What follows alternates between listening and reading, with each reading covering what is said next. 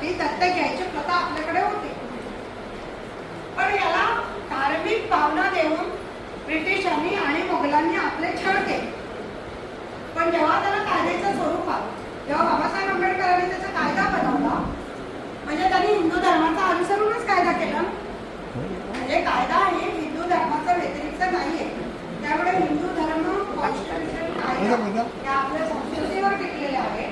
त्यामुळे आपला हिंदू विवाह कायदा जो आहे, आपण घटस्फोटाच्या वेळेला कोर्टात जातो, एकमेकांवर शिंतोडे उडवतो, त्यांच्या चारित्र्यावर शिंतोडे उडवतो, काहीतरी करून आपल्याला घटस्फोट मिळवायचा. तुमच्या मनाला तरी पटतंय का? आपण म्हणतोय ना, आपलं भांडण 4 भिंतीत असावं, हे आपल्या संस्कृती आहे. आपण भांडताना बाजूच्या घराला पण ऐकू येऊ नये म्हणून आपण खिडक्या बंद करत होतो पूर्वी. आपण पोलीस स्टेशनला जाऊन काढतो, कोर्टात नवरा बायकोला शिव्या घालतो, बायको नवऱ्याला शिव्या घालतो. एकदा असंच आमच्याकडे मिडिएशन असताना एका साहेबांकडे गेलो. दोघांच्या चारित्र्यावर आता त्या मुलांना कळणार नाही मी ब्राह्मण आहे का दुसऱ्या कुठल्याच्या. आता बायको जर कुठली जातीच्या असेल, मुलाला काय कळणार माझी आई कुठल्या समाजाच्या. आई तर दुसरंच काहीतरी करणार आणि बाप दुसरं काहीतरी करणार. कसं टिकेल समाजात? म्हणजे जातीवाद असं मी म्हणत नाही, पण आपल्या समाजात आता कितीतरी जाती मतभेद आपल्या भारत यांच्यासाठी प्रसिद्ध होता. अनेक जाती पंथांमध्ये आपण एकत्र समाज एकत्र राहा. पूर्वी आपल्या ते गावात प्रत्येक समाजातल्या लोक नावे होते, कुंभार होता, कमदार होता, सगळे आपापलं काम करायचे आणि सुखाने नांदत होते सगळे एकमेकांचे. आता मी मॉडर्न समाजातलं असलं तरी मी गावची आहे, मी गावात बघितले. आपण सुपामध्ये ज्वारी घेऊन जायचं आणि सोनाराकडनं मातीचे गणपती घेऊन. आपल्या घरात लग्न सोहळा असेल तर एका विशिष्ट समाजातल्या येऊन शंकर घालायचे, एका विशिष्ट समाजातल्या येऊन काकड्या घालायचे. त्यांना आपण सूप करून गहू दे, ज्वारी दे, आणखीन काय वस्तू दे, वस्तूचं घेऊन देवण. आणि त्या समाजातल्या लोकांनी आपला व्यवसाय विसरले. मग आपल्याकडे बेरोजगारी झाली. अरे तू तुझ्या व्यवसाय विसरला, तुझा कामधंदा विसरला, तुला नोकरीच पाहिजे. तुझ्या व्यवसाय आता ब्राह्मणांनी सोडून मी चपलाचं दुकान काढलो, कसं चालतं? ब्राह्मणांनी ब्राह्मणकी विसरली. आता प्रत्येक एअरपोर्टमध्ये एका विशिष्ट समाजासाठी प्रार्थना स्थळ बनवले, तिथे जाऊन ते नमाज करतात. आपल्या लोकांनी किती एअरपोर्टवर बनवलं, मला संध्यावंदन करायचंय, मला जागा पाहिजे, असं आपण कधी विचारलं कोणाला? संध्या करतो का आपण मुलात? आपल्या मुलाचा थाटामाटात आपण कुंज करतो. कुंज झाल्यानंतर कधीतरी पर्यायी कामात आपला मुलगा घेतलाय का, तो संध्या करतोय का? त्याला आपण काहीतरी मंत्र कडेवर ठेवून काहीतरी मंत्र शिकवतो मुलांना, नंतर तो बोलतोय का काहीतरी मंत्र? तर इथून सुरुवात. आपण दुसऱ्यांना दोष देण्यापेक्षा आपण कुठे चुकतो हे बघ. लोक काही करू, आपण कुठल्याही रेषाला छोटा करायचं, जर त्याच्या बाजूला मोठा रेषा ओढला तर तो छोटा होतो. आपण त्याला दोष देत राहिलो तर काय होतं? आता लवजॅकमध्ये बोलत असताना ठीक आहे, आपल्या मुली खूप अडकले, पण आपल्या मुलींना मी इथे एवढ्या मातृशक्ती आहे, त्यांना प्रश्न विचारते. आपल्या समाजात एक प्रथा होता, माझ्याकडे तरी होतं. आपली मुलगी एक विशिष्ट वयात मोठी झाली, एक मोठा सोहळा व्हायचा. मामा तिच्यासाठी साडी घेऊन यायची. आपण लोकांना जेवायला बोलतो. हल्लीच्या मुलींना तिला पिरियड झाला म्हणजे की लाज वाटते, तो कार्यक्रम करू नको, मला लाज वाटते. पण त्या मुलीला जबाबदारी यावा, म्हणजे ती एक विशिष्ट वयात आलेली. हे एक आपला धार्मिक सोहळा होता. म्हणजे अनेक अशी प्रथा आहे आपल्यामध्ये, आपण मुळात सकट विसरलेलो आहे. ते सगळे आपल्याला आठवत पण नाही. आता आपल्या मुलीला त्या वेळेला उद्दाटी आपल्या कन्नडमध्ये म्हणतात, तिथे काय म्हणतात काय ते, मामाकडून साडी घेतात. आता आपल्या मुलींना साडी नेसणं म्हणजे हा खूप मोठा एक कार्यक्रम असतो. आपण काय करतो, मुलींना मोठी झाले की पहिला तर जीन्स पॅन्ट असं म्हणत नाही, कपड्यांचं स्वातंत्र्य असावं, घालावं, मी त्याच्यात टीका करत नाही. पण लग्न सोहळा, देवळात जाताना कुठेतरी आपण आपल्या धार्मिक पद्धती पाळायला पाहिजे. मंदिरात सुद्धा आपल्याला बोलायच्या वेळ आलेले ते ड्रेस कोड कसले कसले कपडे घालून मुली त्या देवळात येतात. तिथे सुद्धा मंदिराच्या ट्रस्टीने आपल्याला विनंती करावं लागते, तुम्ही ते ड्रेस कोड करा. म्हणजे ज्या ज्या गोष्टीचं पावित्र्य तिथे तिथे पाळायला पाहिजे. आता आपल्या मुलीला आपण काय करतो, कधी इमॅजिन केलं? आपल्या मुली फाटलेले पॅन्ट घालतात फॅशन म्हणून. लक्षात ठेवा, आपल्या आई वडील आपल्याला सांगायचं म्हणजे फाटलेले कपडे घालणं हे दारिद्र्याचं लक्षण आहे. गरिबीत सुद्धा कधी त्यांनी फाटलेले कपडे मुलांना घालू दिले नाही. आपण 4000 देऊन अशा ठिकाणी फाटलेला पॅन्ट आणून देतो आणि आपली मुलगी स्मार्ट दिसते. किती लाजिरवाणी गोष्ट आहे. हे कुठेतरी आपल्याला स्वतःला सुधारवून घ्यायचं. आपल्या मुलीला आपण काय करतो? फॅशन शो मध्ये जा, डान्स क्लासला जा, झुंबा डान्स, फॉरेनचा डान्स. आता आपल्या भारतात कितीतरी सांस्कृतिक कथक आहे, भरतनाट्यम आहे. प्रत्येक राज्याचं एक विशिष्ट नृत्य आहे आणि त्याचं पावित्र्य आहे आणि सौंदर्य आहे. पण आपण कशाला पाठवतो मुलींना? कुठल्याही खान नावाच्या गाण्यावर नाचण्याचा डान्स क्लास.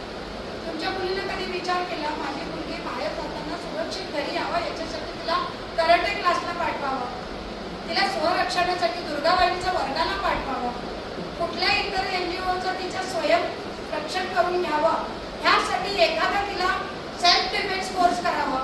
किती आयामी विचार केलेला याबद्दल. माझ्या मुलीला एखादा रिक्षावाला चढला, एका रस्त्याच्या मुलाने चढला, तिने 2 कानपडे द्यावा एवढं सक्षम मी माझ्या मुलीला बनवेन, असं आपण किती जणांनी विचार केला. म्हणजे आजची घटना आपण बघतो. नरसापुरामध्ये 4 वर्षाची मुलगी सुरक्षित नाही. आपण कपड्यावर विडंबना करताना काही लोक म्हणतात मुली अशा वागतात म्हणून त्यांच्यावर अत्याचार. 4 वर्षाची मुली काय केलं असेल होते? आणि ब्राह्मण समाजाची मुलगी आहे, आवर्जून सांगते इथे आपण ब्राह्मण एकत्र झाले म्हणून. फक्त जाती द्वेषावरून हे झालेलं आहे. तो आरोपी एका रेप केस मध्ये जामिनावर बाहेर होता आणि परत रेप करून तो त्या मुलीची हत्या केली. म्हणजे आपले समाज किती पेटून उठला पाहिजे. आपण शांतपणे मुक्त प्रेक्षक. 4 वर्षाच्या मुलीला त्याने मारून टाकलं अक्षरशः.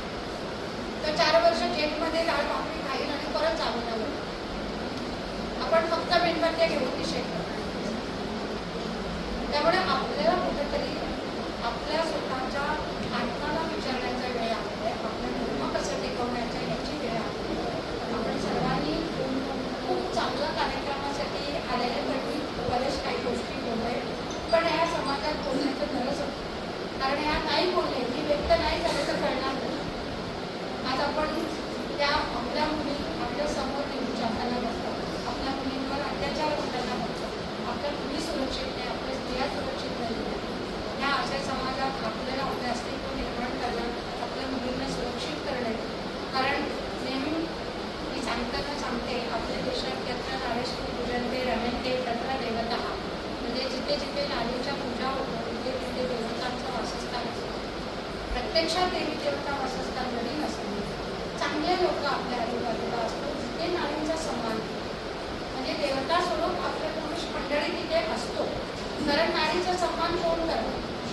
त्यामुळे यत्र नारेषु पूजन्ते रमन्ते देवतः अशी परिस्थिती पुन्हा एकदा आपल्या देशात येऊ द्या, आपल्या समाजात येऊ द्या, आपल्या मुली सुरक्षित राहू द्या आणि आपल्या कुटुंब व्यवस्था टिकून राहू द्या, आपली विवाह व्यवस्था टिकून राहू द्या. ह्या मुलीकडे जाऊन मी एक शेवटचं वाक्य सांगते. एकदा स्वामी विवेकानंद शिकागोमध्ये असताना एक फॉरेनर त्यांना विचारलंय तुम्ही तुमच्या स्त्रियांना शेकाट का करत नाही? त्याने विचारलं तुम्ही इंग्लंडच्या राणीला शेकाट करतो का?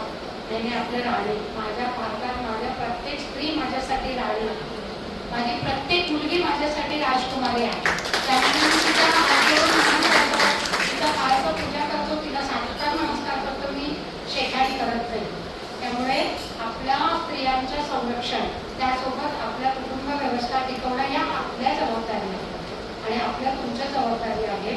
त्यामुळे मला इथे बोलवलं आणि तुम्ही सगळ्यांनी परत होईल तेव्हाच आपला समाज या सगळ्या गोष्टींपासून कुठेतरी वाचणार आहे.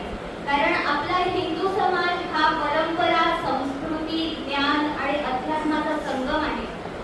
तेव्हा तो आपल्या मुलांपर्यंत, आपल्या पुढच्या पिढीपर्यंत रुजवणं हे आपलं काम आहे.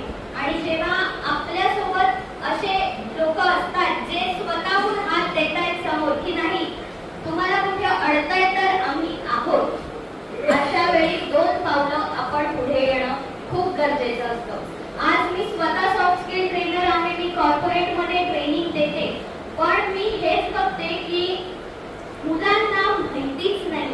आपल्या संस्कृतीविषयी. मुलांना माहितीच नाही आपला धर्म काय आहे, आपला समाज काय आहे.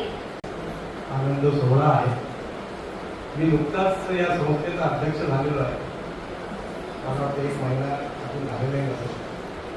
आणि त्या 1 महिन्याच्या काळामध्ये हा सोहळा आला आणि आम्हाला जसा जमेल त्या पद्धतीने छोटेखानी सोहळा आम्ही पार पाडण्याचा प्रयत्न केला. आता आज वर्धापन दिन आहे आणि सर्व इतर संस्थांचे पदाधिकारी इथे आहेत, मान्यवर आहेत. त्यामुळे आता जवळ हा गोड सोहळा आहे. त्यामुळे याच्यामध्ये काही आणि बरेच वक्त्यांनी एवढं काही सांगितलं आहे की मला वाटतं ते आता म्हणजे डोक्यामध्ये किती साठेल आणि किती नाही. स्वामी आले, स्वामी बरंच काही सांगून गेले. सुधा जोशी मॅडमनी तर सिक्सर मारले. त्यांना बोलवण्याचा उद्देश हा होता. आता मध्ये हा विषय आला की सगळे म्हणजे वयस्कर लोक आहेत. पण माझं मत याच्यामध्ये मॅडम असं आहे की जबाबदारी यांनीच घ्यायची आहे. वयस्कर लोकांनी जबाबदारी घ्यावी लागेल. तरुणांना आणण्याची जबाबदारी वयस्करांची आहे आणि तरुणांना सांगण्याचीही जबाबदारी वयस्करांची. म्हणजे ते इथे आले त्याचा काहीतरी फायदा होईल.